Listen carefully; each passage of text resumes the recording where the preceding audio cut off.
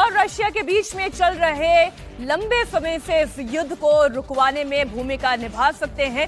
तस्वीरें जो हम आपको दिखा रहे हैं, देखिए भारतीय प्रधानमंत्री नरेंद्र मोदी के हाल ही में ज़ेलेंस्की से मुलाकात हुई थी।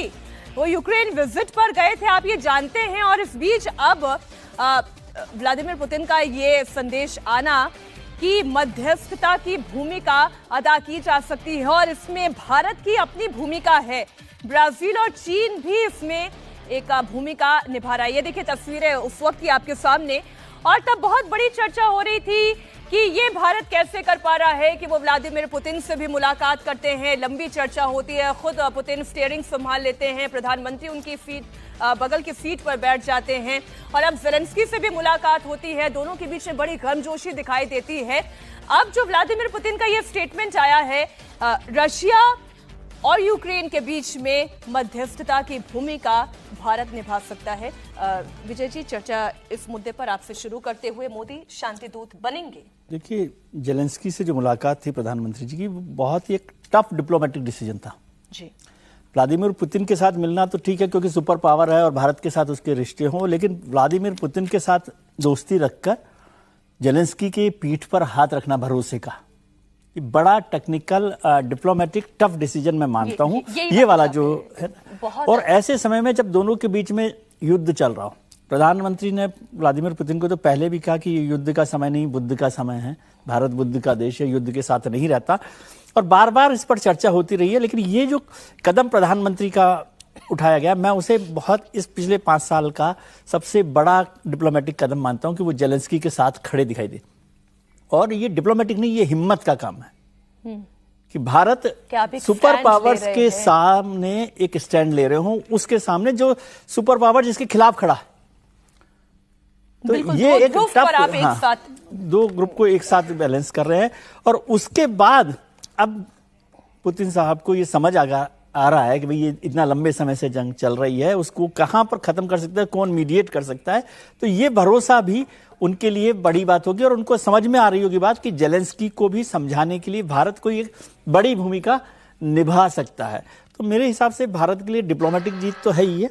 और यदि हम लोग तो हमेशा ही युद्ध के खिलाफ रहे हैं, तो भारत जो है युद्ध के खिलाफ रहा है। यदि कुछ वार्ता होती है, शांति वार्ता होती है और मध्यस्थता हो सकती है। नहीं, देखिए सर, ये बहुत अच्छी बात जो है पुतिन कह रहे हैं, we have trust and confidence in partners such as India in providing a helping hand to resolve conflict with Ukraine.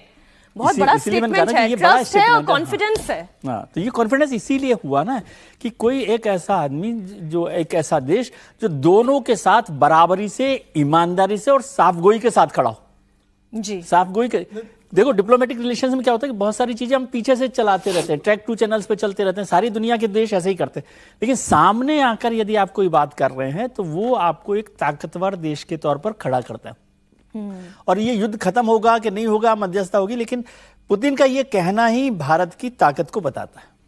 देखिए, इसमें प्रधानमंत्री नरेंद्र मोदी तो हमेशा कहते रहे कि मैं चाहता हूं कि भारत मध्यस्थता करे और अगर आप भारत की भूमिका निभा सकता है तो हम उसके लिए हमेशा तैयार है। देखिए, युद्ध होने के बाद भी ऐसा नहीं रहा कि भारत ने अगर सिर्फ कच्चा तेल अगर रशिया से लिया है तो कीव को उन्होंने 90 टन राहत सामग्री भी भेजी यूक्रेन को।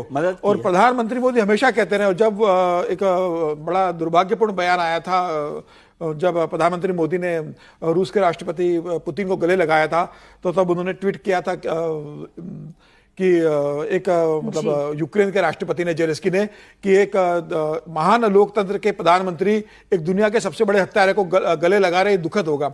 उसके बाद प्रधानमंत्री मोदी क्यों भी गए, उन्होंने कहा कि जो भारत की तरफ से सहयोग हो सकता है वो करेंगे।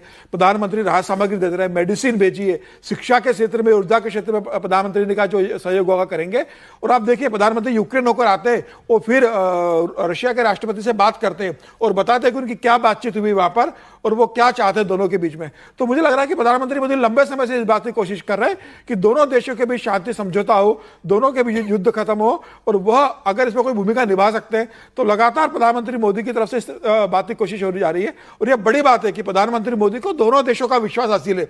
जब पुतिन भी बोलते हैं और ये जेलेंस्की भी बोलते हैं कि अगर नरेंद्र मोदी चाहेंगे तो युद्ध रुक सकता है। तो मुझे लगता है कि जब दोनों देश अगर भरोसा करते हैं भारत के प्रधानमंत्री के ऊपर, तो मुझे लग रहा है कि हो सकता है आने वाले दिनों में प्रधानमंत्री मोदी एक बड़ी भूमिका निभाए, और ये हो सकता है कि दोनों नेताओं की किसी तीसरे देश में या भारत में बैठक करें। बिल्कुल होगा, और मुझे लग रहा है इसका श्रेय प्रधानमंत्री मोदी को मिलेगा। जी जी, ये बहुत बड़ा स्टेटमेंट है अवधेश जी, और जिसमें पुतिन का ये स्टेटमेंट, ये कहना कि हमारे बीच में विश्वास है और एक दूसरे के प्रति कॉन्फिडेंस है, और उन्होंने कहा कि एक हेल्पिंग हैंड, एक वो सहायता का हाथ साबित हो सकता है जो इस युद्ध को रुकवा सकता है, मध्यस्थता हो सकती है।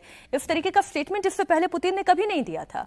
देखिए, 2.5 वर्ष से ज्यादा युद्ध चल रहा है। फरवरी 2022 से शुरू हुआ। 10,000 से ज्यादा लोग मारे जा चुके हैं, 20,000 से ज्यादा घायल हो चुके हैं।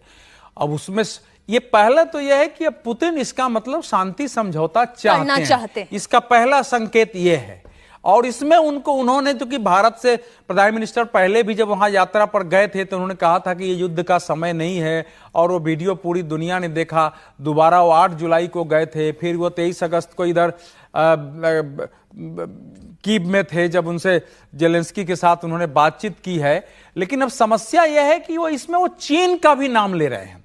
जब पुतिन ने यूक्रेन पर हमला किया था, उसके बाद वो किसी एक देश की यात्रा पर गए थे, तो वो चीन की यात्रा थी। 5,000 पेज का उनका ज्वाइंट स्टेटमेंट लगभग बना था, जिसमें और जो बताया जाता है कि दोनों के बीच ये समझौते हुए थे कि अगर रूस के विरुद्ध कोई देश दुनिया का सैन्य कार्रवाई के लिए आगे बढ़ेगा तो चीन फिर इसके साथ खड़ा होगा, क्योंकि चीन की भी नजर जो है वो ताइवान पर है।